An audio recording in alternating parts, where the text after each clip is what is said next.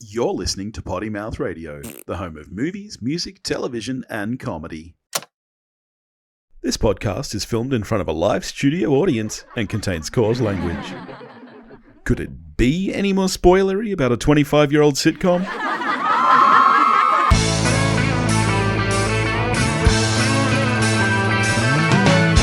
Hello, all you beautiful people out there, and welcome back to the one where we watched a Friends Rewatch podcast, where this week we watched The One with Two Parts, Part 1. Isn't that right, Noosk? You don't know if they're beautiful. They're all beautiful. Our listeners are beautiful people. That one. Oh! Your mum. I hope we have more than one. This is the 16th episode of Friends. It's the first two-parter of the series, and both parts aired in one night, back-to-back, on February 23rd, 1995. That's wild to me, because it's clearly set up to be... to be continued. I don't know. It says to be continued, and then it has a recap. Yeah. Why does it have a recap if it all played in one night? Yeah. It's also the only episode of the series with a title like this that refers to its very own structure. Yes. And of course, it's not the only two-parter of the series, but no, not they at all. couldn't. They had to name them differently after this point because they'd already done it. And this episode is written by Marta Kaufman and David Crane. The OGs back again. They wrote both parts. Very important episode. Yes, well, it is quite a big episode. Quite a lot happens, and it's also a crossover. Yeah, with Mad About You, which is, I guess, why they had to write it, because have to have the important people on the job. Yeah, so this is the first our introduction to Phoebe's twin Ursula. Yep, who was already a actress, a character. Yep, on Mad About You. Yep, like a terrible waitress. Yep, at their favorite place. Yep, Riffs. Is Riffs a real thing in New York? No. Oh. No. Oh, sad face. Because the Seinfeld Cafe is. You've been there. It is, with a different name, though. Oh, okay. They renamed it in Seinfeld for some reason. That's weird. Maybe they just didn't expect to be as big as they were. And yeah. Well, let's get straight into it then. It's your turn to do the synopsis. Ah, shit. Too bad. You ready to go? No. Well, here it comes. Okay, so the cold open is Chandler and Joey at Riffs, and they think that Phoebe is serving them because they don't realize it's Ursula. Joey thinks she is hot and wants to ask her out. That kind of becomes like the main plot point that extends over the two episodes. Marcel's being a shit, and it's almost like maybe Ross shouldn't have a monkey living in a New York City apartment. He's going to Lamaze class with Carol and Susan, and Monica and Rachel are planning Phoebe's birthday party. Surprise birthday party. Mate, I crushed that. You missed out entire plot points. What happens with Chandler during this episode? Oh, whoops. Well, he's a pig, so there you go. Oh man, he really is. I can't wait to talk about this. Let's get straight into it then. So the cold open, like you mentioned, is at Riff's restaurant. Yes. Which, yes, is the restaurant from Mad About You. Why are Chandler and Joey here? Oh, what are they doing here? Because it's a crossover episode. It does not make any sense. It's what weird. are they doing here? They only ever go to the coffee house. Yeah. They don't seem like go out for lunch together. No, that's my thing. Friends, if they were going to have lunch together or something, I feel like they would order a pizza and watch Baywatch. Yeah. Yeah. We haven't even seen that side of them yet. Yeah. But so, yeah, they're here pretty much just to set up the plot because Chandler is complaining about how long they've been waiting. He says, if it was any longer, you'd look like a cartoon ham. I don't fully understand what that means. No, because, in cartoons, when the character is so hungry, he's saying that he would be seeing Joey as a ham because he'd want to eat him. Yeah. Okay, that makes sense. You want me to explain more things to you? No. So they finally notice a waitress. They call her over. They think it's Phoebe. And it looks just like Lisa Kudrow. Yeah. I do like the dialogue here, though, where she just keeps getting confused, where, they're like, why are you here? Well, I was over there, and then you said, hello, miss, so now I'm here. Yeah, but it's not Phoebe. No, it's Ursula. That's right. And they did know that Phoebe was a twin, so it's strange that they don't figure it out sooner. But did they? I don't remember that coming up earlier than this. Yeah, she tells Rachel she's a twin like one of the first times she meets her. Yeah, okay. Yep. Right. They know Phoebe's a twin. It's just Well, I wonder if this sloppy crossover writing. was always planned then. Yeah, it just feels like sloppy writing for the sake of a crossover. Yeah. Or like post their half-season break, Friends had the good ratings, so they were like, let's add a whole bunch of guest stars in and do a crossover. There are other guest stars. There are way more in the second half of season 1 than there were in first half of season 1. Yes, and in the second part of this episode, yes. which we'll get to. So then we're at the coffee shop. Ross is complaining that Marcel is completely out of control. Yep. There's some really funny dialogue between Ross and Rachel in this scene where he's like, he keeps deleting the messages on my machine. He said it's by accident. And Rachel goes, well, I've done that. And then Ross goes, and every morning he gets the newspaper before I do and he pees all over the crossword. And I love Jennifer Aniston's delivery here. I've never done that. The way she says it is really funny. Yeah, she's a good comedic actress for sure. Yeah. Then Chandler and Joey arrive. And before they come in, they're looking in through the window. Chandler's commenting on how much Phoebe looks like her sister, but Joey disagrees. He thinks that Ursula's hot. Yes. Where's Phoebe? So offensive to Phoebe. Oh, yeah, I think so too. It's just so mean. Oh, man, it's not the meanest thing. Joey really pisses me off this episode. Yeah. He does some mean stuff. He does. But I love this. I found this really fascinating because they come in and they say to Phoebe, guess who we saw today? And the first person she says? Liam Neeson. Liam Neeson. So random. Like, it's so random, but at the same time, it goes to show you how long Liam Neeson's been a thing. His career is that he is still a thing today. Yes. Because that doesn't happen a lot in Friends. Last episode, James Michener. Yep. A lot of times they throw out pop culture references and they don't still hold. No. Or if they do hold, they certainly don't hold for like Gen Z watching it now. Like you and I might know who it is, but nobody else would. Not nobody else would. A whole generation wouldn't. Yes, I found it fascinating. Yeah, Liam Neeson is still a person, still relevant. I don't know if Gen Z would know who he is, but I feel like... Yeah, they would. No. Taken. They don't... What? That film is so old now, honey. Oh, my God. We were born in the late 1900s. Well, actually, we weren't, but we grew up in the late 1900s. Yeah. What I find interesting, though, is, and I think it's good character writing, is Phoebe's like so excited by this, like, oh, a game. And then Monica who can't stand it, she's so controlling. This could she go cuts for in. hours. This could go for hours. Just get to the point. Yeah. And so this is when they say they saw Ursula, her twin sister, today. And Phoebe's just completely, really? Yeah. They haven't spoken for years. Is she fat? Yeah, which I don't like that line because, it's like, so what if she is, for one? Yeah. And I don't know, I feel like that's not a part of like Phoebe's personality to sort of behave like that. But, maybe when it comes to being petty with your sister or your sibling, especially if you really hate them and you've got no contact. Sure. Yeah. Okay, we'll allow it. Well, and it's not a nice line, though. And that's what Phoebe says here. She says, it's just typical sibling stuff. Like everyone always thought of her as the pretty one. Like she walked before I did, even though I did it later the same day. By that point it was old news to my parents. I found this conversation really interesting because mostly what we've heard from Phoebe is about living on the street and after her mother's suicide and stuff. I find it really interesting. This is like, from my memory, the only bit of dialogue we get where it actually talks about them as a family. She says, her parents didn't care about her walking later that same day. Like, I just found it really interesting. No, that's actually not true, though. We do get little snippets here and there because, remember, she talks about on Thanksgiving how her mum made mashed potato. Yeah, that's right. Yes, and because when Monica has to, make it 4 different ways. Yeah. So, yeah, we do sometimes get snippets from her childhood. That's true, yeah.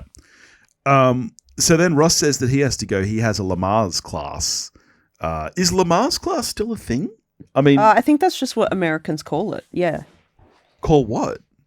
The birth training. Oh, okay. Like where you learn positions and breathing, and it's not so much a thing over here. Like, I mean, here, I assume this is different. Over there, it seems like something you actually choose to sign up for. Here, for most hospitals, there are mandatory sessions that you have to go to before birth.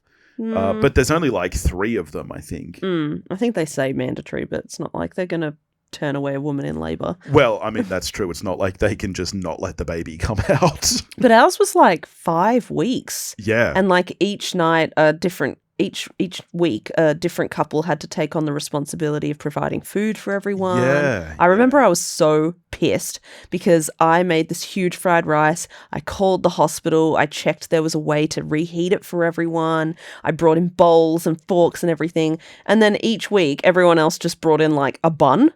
I was like, that's not dinner. Yeah. I came here for dinner. This is dinner time. I was so angry. You do like food. I love food. So, yeah, Ross has to go to Lamaze class. Rachel asks if it's going to be weird with, Susan there as well. He says, we're going to have dads, lesbians, the whole parenting team.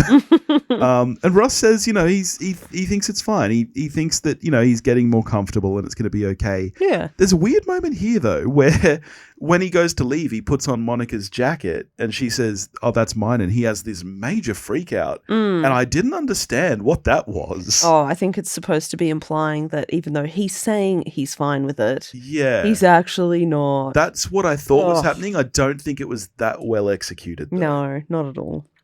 And also, fucking get on board with it, Ross. It's happening. Yeah. Well, then we cut straight to the Lamaze class. Everyone here is insufferable, as is the teacher. They're all just completely insufferable. But I love this moment when Ross introduces himself, Carol and Susan. And he's just like, he cannot say what Carol is. He's like, Susan is Carol's close personal friend. Who's next? And then that's when I love this moment when Susan jumps in with life partner and Ross says, like buddies. Yeah. And then Susan comes back with, like lovers. You know how close women can get. But it's just so pathetic. Awkward. He cannot do it. He can't admit. Oh, man. And like, I'm not saying, of course it's not a huge adjustment for Ross. Like, this was the woman he thought he was spending the rest of his life with, blah, blah, blah. But it's been months now. We're at the point where we're like showing we're very pregnant. Also, just stop being petty. Like, Ross is always unhinged. Yeah. Always. Like, yes, your wife is a lesbian. Yes, she's having your baby. It's not what you expected, but it's going to be fine. Yeah. Just grow up. So then we're at Chandler's office and a very pretty girl comes in to see Chandler. He's asked her to come up to his office because she's been throwing his weenus all out of whack. I would never want to hurt your weenus. The way she says that. Consistency error here because last week he actually referred to it as the weekly estimated net use system. No. Yes, last week he called it a system. This week it's statistics. No way. Yes. No. Yes. No. Yes. I am going to need you to prove that. Okay. Doesn't matter. I just don't want to be one of those guys that's in his office until 12 o'clock at night worrying about the weenus. The weenus? Weekly estimated net usage systems. It's a processing term. I will take my apology now, please. Sorry. So yeah, a little bit of a goof. But yes, like you said, he said she's throwing his weenus all out of whack, and she very sultrily apologizes here and says, I wouldn't want to do anything to hurt your weenus. No, it's not that bad. It's pretty horny. It's just meant to be a little implied. It wasn't it's- like we just did it. No, it's pretty horny. Okay. It's a pretty horny use of weenus. It's already such a suggestive word. And then we cut to the apartment and they're all eating Chinese food. This made me want Chinese food so bad. And like, I don't know what it is about Chinese food in America, the way it comes in the little boxes, but it always looks so comforting. I don't know if that's every Chinese takeaway place in America or if it's just shown like that in movies and TV shows to show, hey, we're eating Chinese food. Yeah. But it's so comforting. But you know this about me. I can't order a dish from a Chinese place. No. If I'm ordering Chinese, you need like 4 or 5 different dishes and entrees. You need the prawn toast, you need the spring roll, you need the dim sum, Yeah. then you need a rice dish, then you need like 3 kind of meat dishes. Yeah, this is why it's an expensive option for us as takeaway and we can't get it very often. Can we please get Chinese tonight? Really? Yeah. Oh my God, let's get Chinese food. Yes. Yes. I want a mixed entree and 3 meat dishes and a large fried rice. So anyway, they're eating And you Chinese can eat all the food. prawn crackers after when you claim you're still hungry. They're eating Chinese food, and Chandler is just talking about how cute Weenus Girl is. To which Ross comes back with, "You don't dip your pen in the company ink." Which is gross, but true.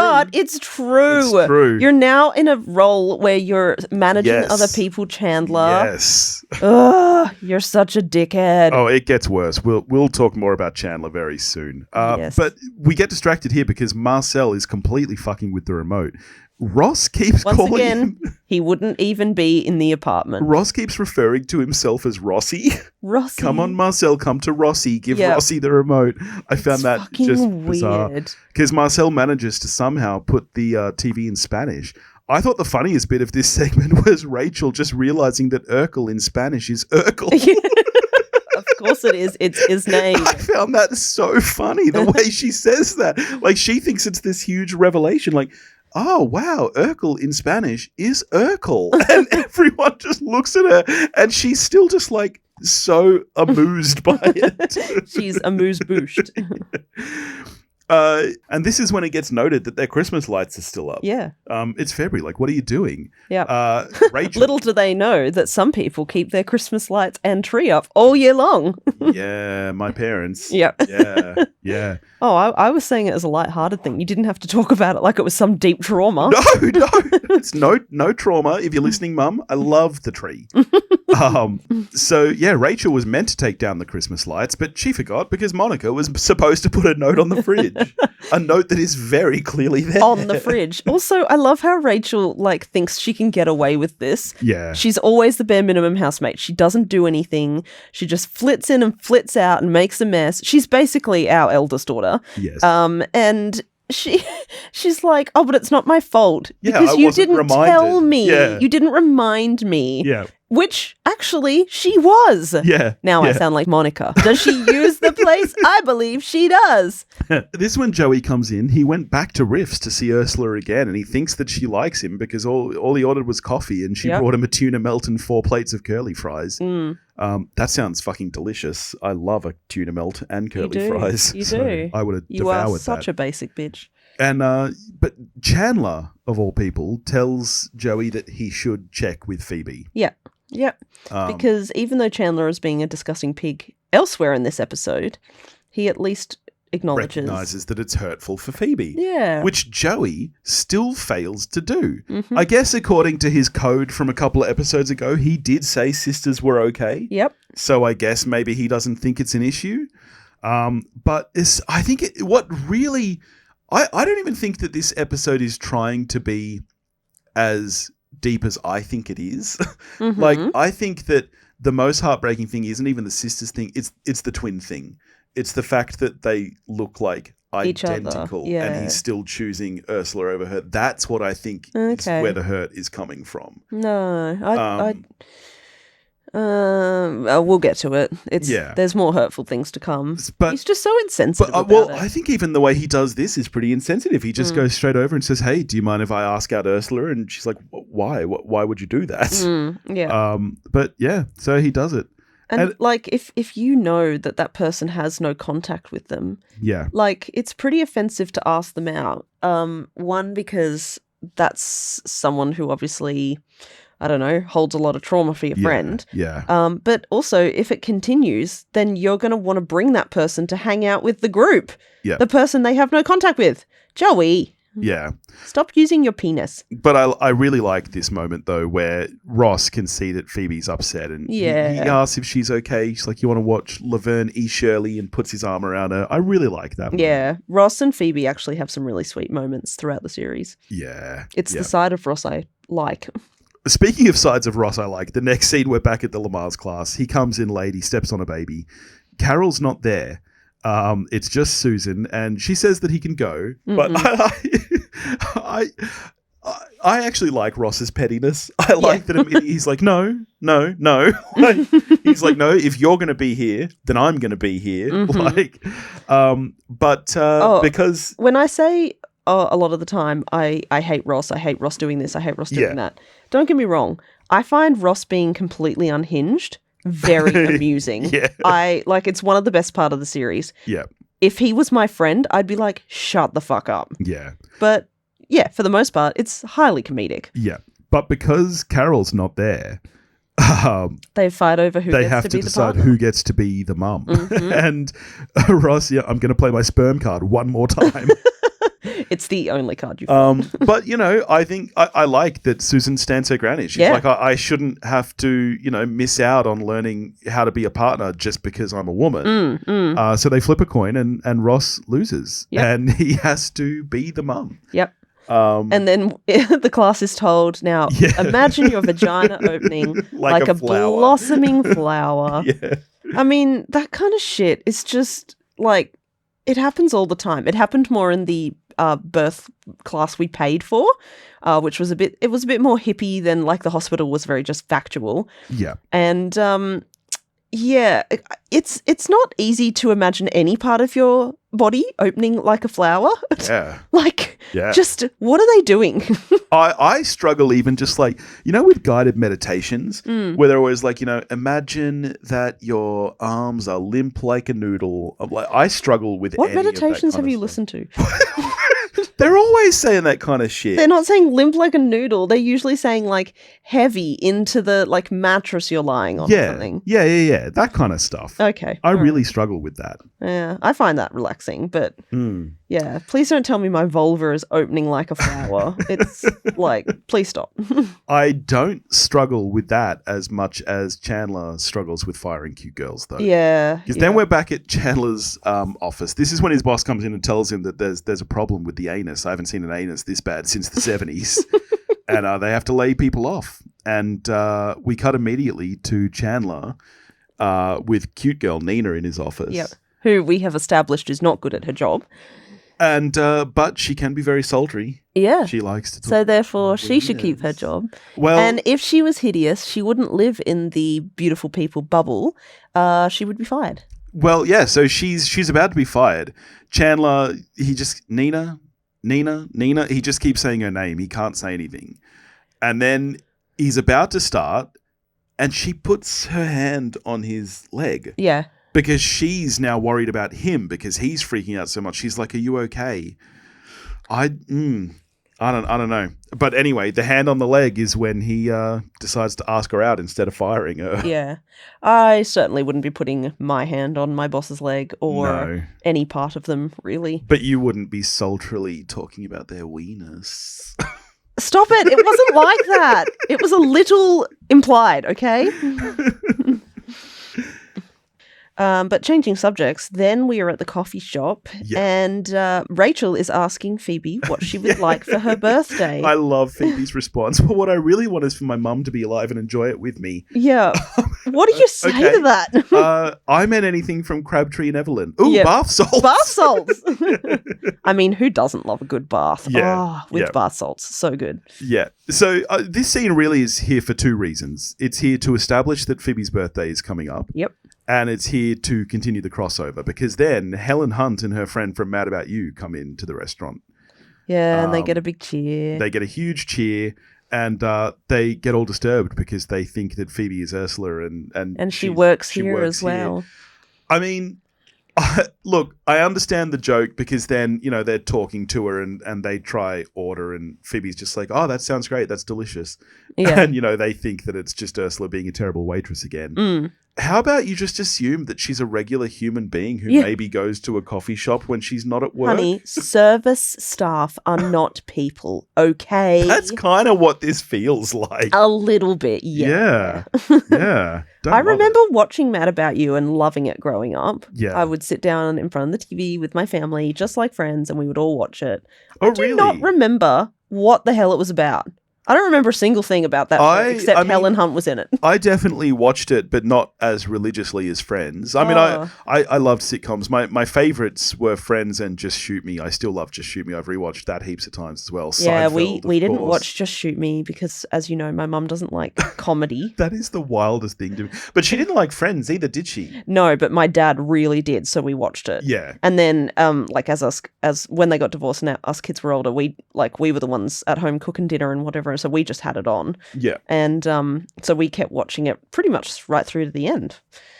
Love it. That's my whole childhood right through to like young adult right there. Yeah. That show. So then we're at the apartment and the TV is still in Spanish, but Phoebe's watching it very happily. And I thought this was really cute. I don't know if you noticed. Monica, Chandler, and Phoebe are sitting at the dining table. Yep. Monica is knitting. Yes. And Chandler's holding the... Yep. like the yarn. But it's weird then because even Rachel is actually holding the ball of Yeah. yarn. Chandler has like strands of yarn kind of like wrapped around his hands Yes. for Monica. Yeah, It was really cute. So she's feeding it to Chandler. Yes. Keeping Feeding it to Monica. but he's keeping it taut so Oh, it doesn't that's have what any he's doing. bumps in it, and then he provides like sections of string at a time for. It's just a cute group activity. Really cute. I really liked it. And then when they like have to get up to the door, they all have to move together. It's very Yeah. cute. But they're telling Chandler off. They're telling him that he should have fired her. And Yes. they're right. I mean, at the very least, he shouldn't have asked her out. And then this Joey comes in, followed very closely by Mr. Heckles, who tells them to shut up because Yep. his cats can't sleep. Oh my god! And he doesn't even have any cats. I could have cats. which is actually consistent from a previous episode when they Yes. were trying to like find return Paolo's cat. Yes. And he's like, I could have a cat. Yeah. Now, I think that the sole purpose of this is to establish where Heckles' apartment is. Yes. That it is the one beneath them. Because that does come back Yes. kind of later, not really for any reason. Well, we're leading up to it. They're like, let's introduce this, neighbor downstairs, and we'll do bits with this, and then eventually he'll die. Yeah. Now, this is when I think Joey is at his worst this episode. Because what he's come in for is to ask Phoebe to try on a sweater. Yeah. Which Phoebe assumes is for her birthday. Yes. It's not. It's for Ursula, and he just wants to check the size. I know. That is cruel. It's so mean. Like that is just so insensitive. It really is. Like he should, even if you don't know that Phoebe's upset, he should be able to assume something. Like Yeah. that's just bad. Yeah. Also, why is he buying Ursula a cardigan? Well, You don't buy the girl you're banging a cardigan. No, it's because he's seeing her tonight. He's taking her to the ice capades. Yeah. Which I love. Joey's, That is actually a cute gift and then. Chandler has a great line here. I've never known you to spend money for any kind of capade. You must really like her. But Phoebe tells him that she's changed her mind. Yep. And she's not okay. Yep. Um, And unfortunately, I completely agree. Joey is being a dick. But there is kind of no changing mind take backsies. yes. You can say, you caught me off guard the first time. Yeah. And Yep. I've had a chance to think about it properly. Yeah, and I'm actually not comfortable with it. Yeah. And you should expect to leave your friend with some decision-making time on that, Yeah. Yeah. hoping they come to the right conclusion. Yeah. But you it's a bit unreasonable to just change your mind on the spot and expect him, he spent money on the tickets Yeah. and the cardigan. It's so bad. It's all just very hurtful. Speaking of bad, Chandler just continues to get worse because we're in his office. And they are making out. Making out. The girl he was meant to fire, they're making out in his office. And then the boss walks in and they have to pretend that they're just looking out the window. Yeah, and the boss... I don't even think the Empire State Building or it's the Chrysler Building. I don't even think it is in the background. And the boss is rightfully very confused as to why she's still here. And this is where Chandler claims that after he fired her, her psychiatrist called. Dr. Flennon. We are... Flennon makes me laugh because that comes back with the whole crystal duck moment. Flennon. And, we will sometimes all message with Topher, just the word Flennon.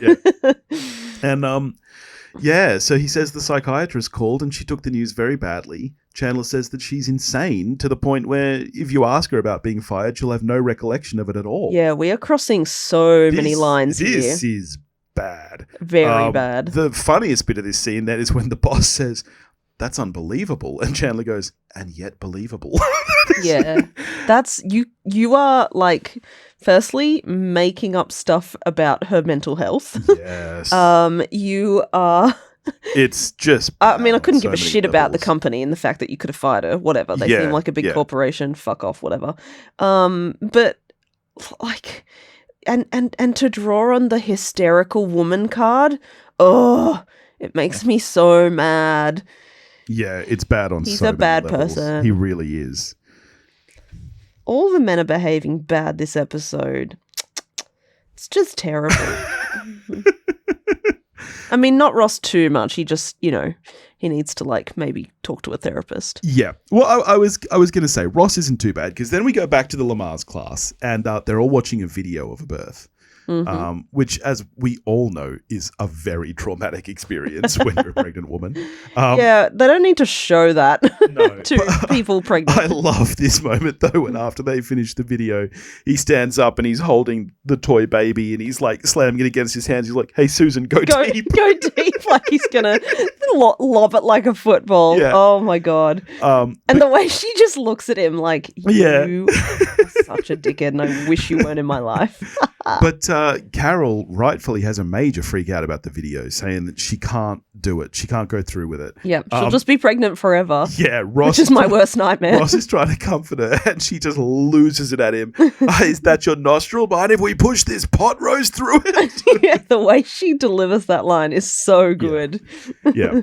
But I really like this moment between Susan and Carol because for a lot of what we see, like I said, especially, sorry, you make your point first because before I confirm your point, I want to check you're making the same point as me. Okay, because I'm not going to talk about Ross at all here. I'm talking about Susan and Carol. Yeah, I'm glad I stopped myself. What I like is that, like I said early on, I don't think their relationship is ever played as a joke, but Susan's place mostly seems to be for Ross to make jokes about. But I really love this moment when Susan comforts Carol. Yes, because we don't get a lot of moments Carol's like this between the two of them. Yeah. And so, she holds her and she says, it's going to be okay. Like, this is going to be great.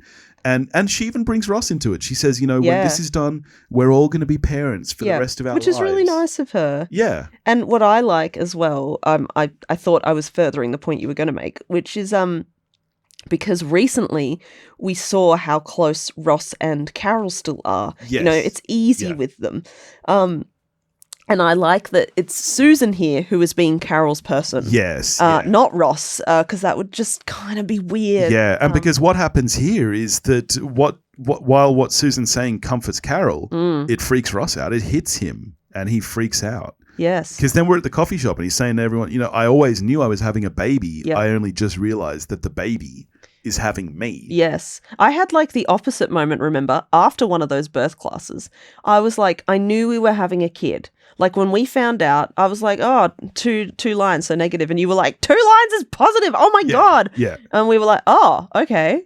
And then I had a freak out. I was like, wait, so what's our stance on pocket money? What are we going to do about this? What are we going to do about What if the baby gets into the ribbon drawer?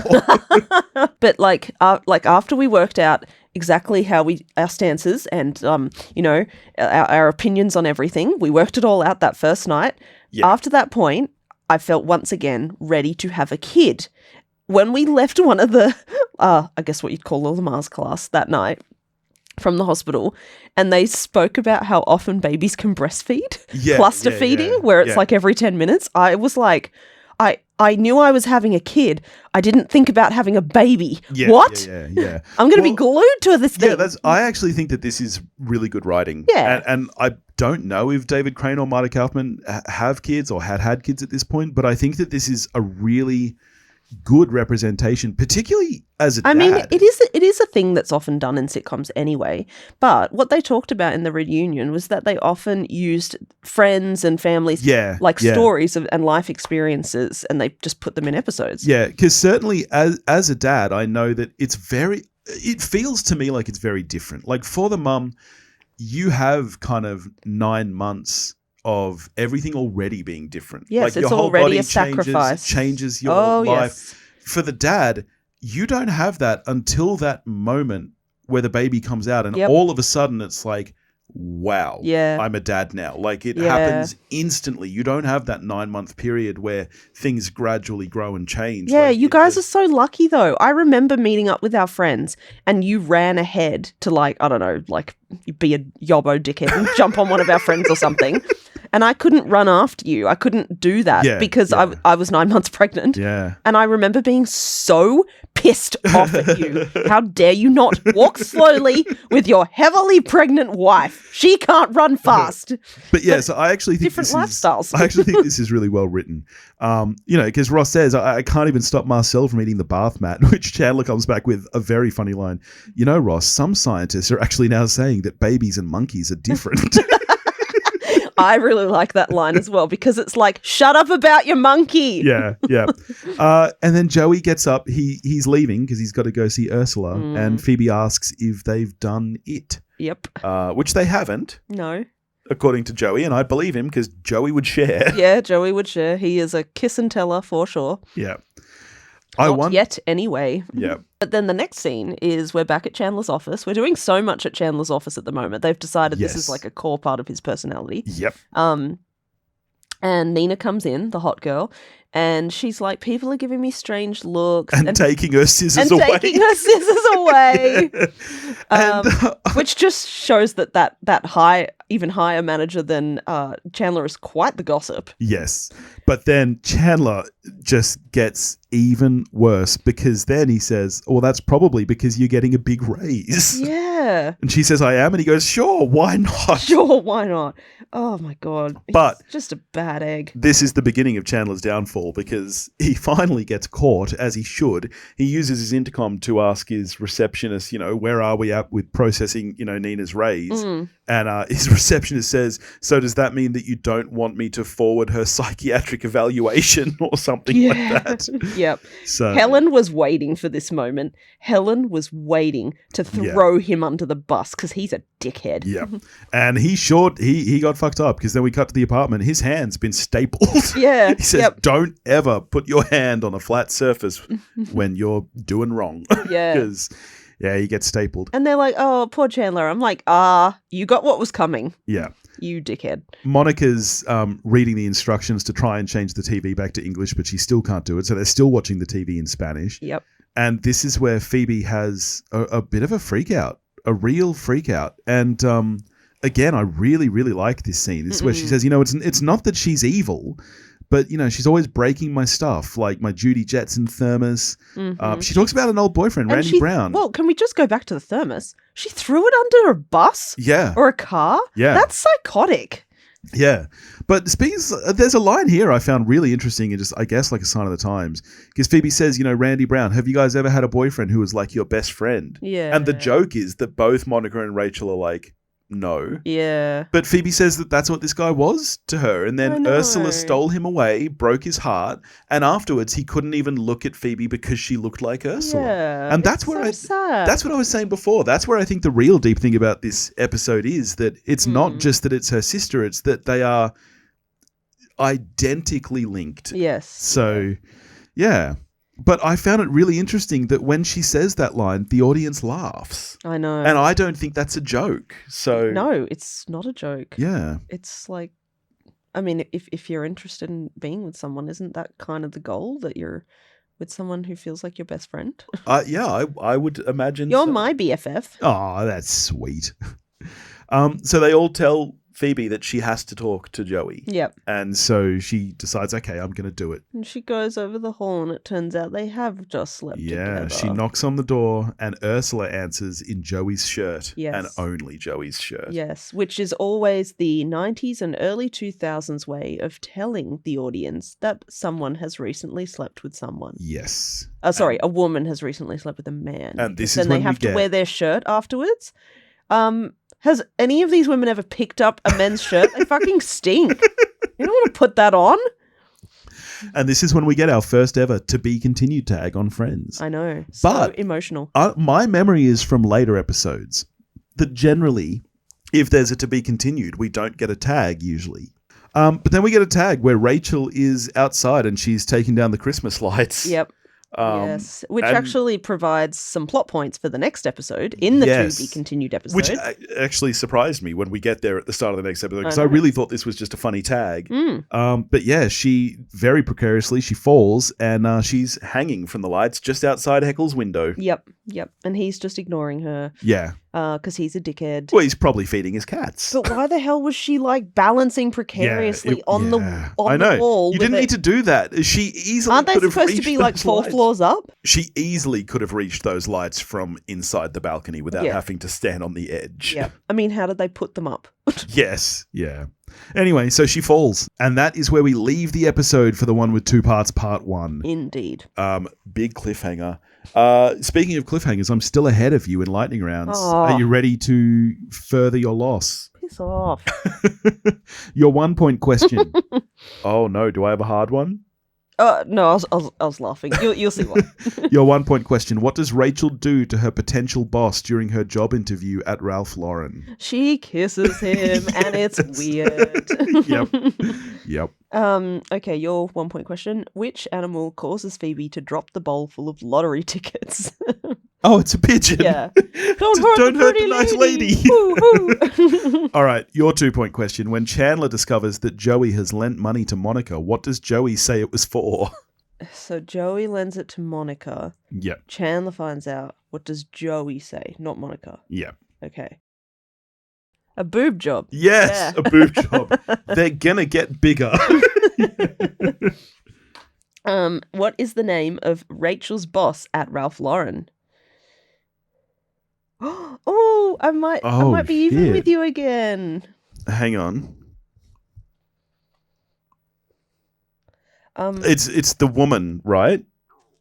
It's the one who smokes. No. I can't believe I'm being that generous. Yeah, that's her boss at Ralph Lauren. Unless she has 2 bosses at Ralph Lauren. Yes, she does. Okay. I give up. Mr. Zellner. Zellner, damn it! That's who she kisses. Yes, I should have known that. Zellner's great. I actually really like Zellner. When he Yeah. tries to buy her baby. All right. Well, thank you all for joining us here where we did the one with 2 parts, part 1. Next week, we'll of course be looking at the one with 2 parts, part 2, seeing how these cliffhangers all end up. So thank you for joining us here. If you want to help support us, please, rate us, review us, share us with friends, all that stuff. And It's you can desperate. head to pottymouthradio.com to This see is all the rest of the desperate. shows on the network. He's Or desperate. patreon.com/pottymouthradio. He's desperate for attention. Shut I up. hate this bit. All right, we'll catch you next week with the Desperate. one with 2 parts, part 2. Hey, Susan, go deep.